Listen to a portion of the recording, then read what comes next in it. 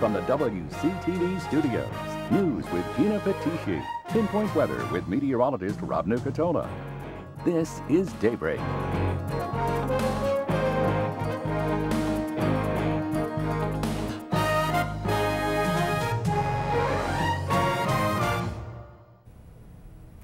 Coming up this morning on Daybreak, George Zimmerman will appear in court this morning and is expected to plead not guilty after being charged with second-degree murder yesterday. And a body is found in Valdosta on the railroad tracks, and investigators need your help to find the suspect. Good morning and thanks for waking up with Daybreak. I'm Gina Petici. Let's check in with Nate Harrington with your Pinpoint forecast. Hey, good morning, Gina. Good morning, everybody out there. Absolutely perfect stuff for the next couple of days. If you didn't get outside last night, you noticed a little change in the air, a little bit cooler. A cold front moved through yesterday, cooled us out and dried us out too. We are going to see little humidity, very sunny and dry afternoons for the next couple. And that weekend forecast is looking spectacular. We'll have all the details on that, plus your 7-day forecast coming up a little bit later. Gina? All right, thanks, Nate. Florida Neighborhood Watch volunteer George Zimmerman is charged with second-degree murder for the shooting death of 17-year-old Trayvon Martin. The announcement comes a month and a half after the unarmed teen was killed while walking through a gated community in Sanford, Florida. CBS's Randall Pinkston has the story. George Zimmerman was led to the Seminole County Jail Wednesday night, his first appearance since being charged for the killing of 17-year-old Trayvon Martin. Today, we filed an information charging George Zimmerman with murder in the second degree. Special Prosecutor Angela Corey said the 28-year-old Zimmerman turned himself in to authorities and was arrested. Zimmerman had been free since his initial questioning shortly after the shooting more than 6 weeks ago. He told police he shot the unarmed teen in self-defense during an altercation in a gated Sanford community. With murder in the second degree. Trayvon's parents watched the announcement with their attorneys in Washington, D.C. They said it's a first step on a long road toward justice. We wanted nothing more, nothing less. We just wanted an arrest, and we got it. And I say thank you. Zimmerman will make his first court appearance in Seminole County on Thursday, where his attorney can ask that he be released on bond. Mark O'Mara is representing Zimmerman. I think anyone who would be charged with second-degree murder would be scared. So, yes, I'm certainly frightened. No justice, no peace. Sanford's mayor is calling for healing.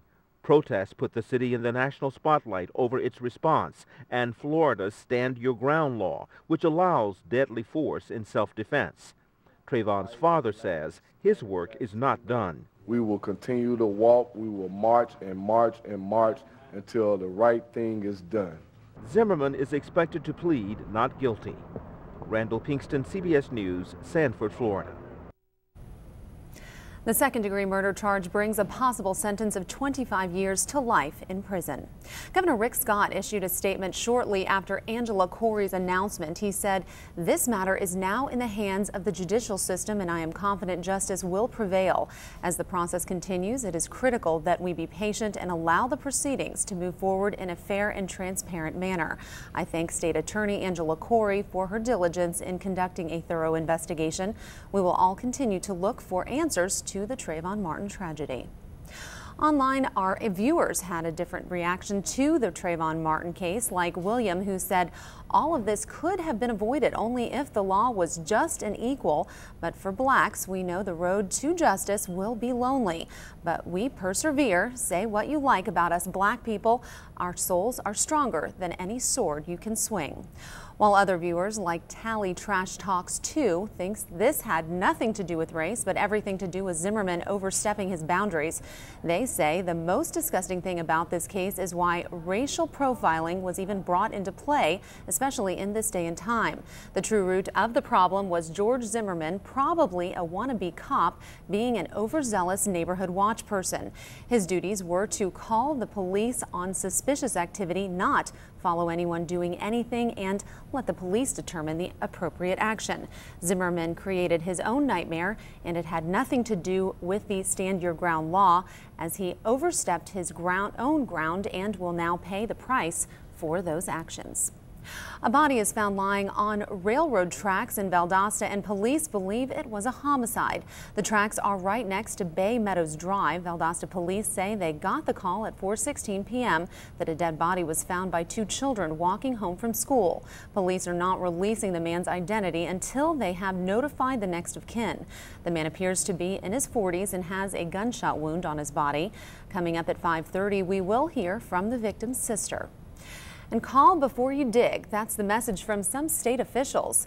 And Eyewitness News reporter Lindsay Day joins me now live from a Tallahassee home to tell us more about the warning. Lindsay. Good morning, Gina. Good morning, everyone. Sunshine 811 is Florida's call before you dig service. It can help protect the safety of homeowners who might be out in their yards digging on the weekends, or professionals who might be out there digging for a living. Now, with this being the peak season for homeowner digging and planting projects in the state of Florida, the officials say that there are steps you need to take before digging on your property. A utility line is damaged by digging once every 3 minutes nationwide. The consequences range from telephone and cable television disruptions to electric outages, injuries, and high repair costs. Failure to call 811 first is the culprit in 1/3 of these incidents. Now, officials say that this one simple call could even save your life. Plus, it's free. Coming up at 5:30, we'll find out some of the safety precautions that these officials will have you take before you begin digging in your yard. Live in Tallahassee, Lindsay Day, WCTV Eyewitness News. Back to you, Gina. All right, thanks, Lindsay. Bad news for consumers and nail salons in California. A report by environmental and health organizations in California show that several nail polishes claiming to be free of toxic chemicals linked to cancer, birth defects, and fertility problems may contain the hazardous ingredients anyway. The study took a small sample of 25 nail polishes distributed to the San Francisco Bay Area salons. Findings show products claiming to be free of the toxic trio of chemicals were actually more likely to contain those ingredients than products that didn't make such claims. And less sleep may lead to diabetes and obesity, and the FDA wants farmers to stop putting antibiotics in animals' feed to make them bigger. Dick Brennan reports. There's more evidence poor sleep can increase the risk of diabetes and obesity. Researchers in Boston shifted the sleeping times of 21 volunteers and did not allow them to sleep more than 6 hours. After 3 weeks, their metabolism slowed down and their blood sugar levels increased. British researchers are questioning whether over-the-counter remedies can help the pain and itch of insect bites. A new report says there are no studies that show steroid creams and tablets are effective against bites.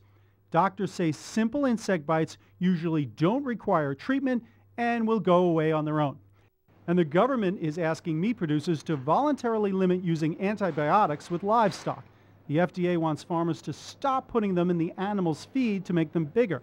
Regulators want the drugs used on sick animals only. There's concern overuse of antibiotics is leading to drug-resistant bacteria known as superbugs. Those are some of the day's top health stories. I'm Dick Brennan for CBS News, New York. Well, it's a little cheaper to fill up. Gas prices have dropped for a 5th straight day. According to AAA, the national average price for a gallon of regular unleaded is $3.92. That's down 0.7 of a cent. And coming up next, Nate Harrington joins us for a look at our weather forecast. And later, the official worst jobs list of 2012 is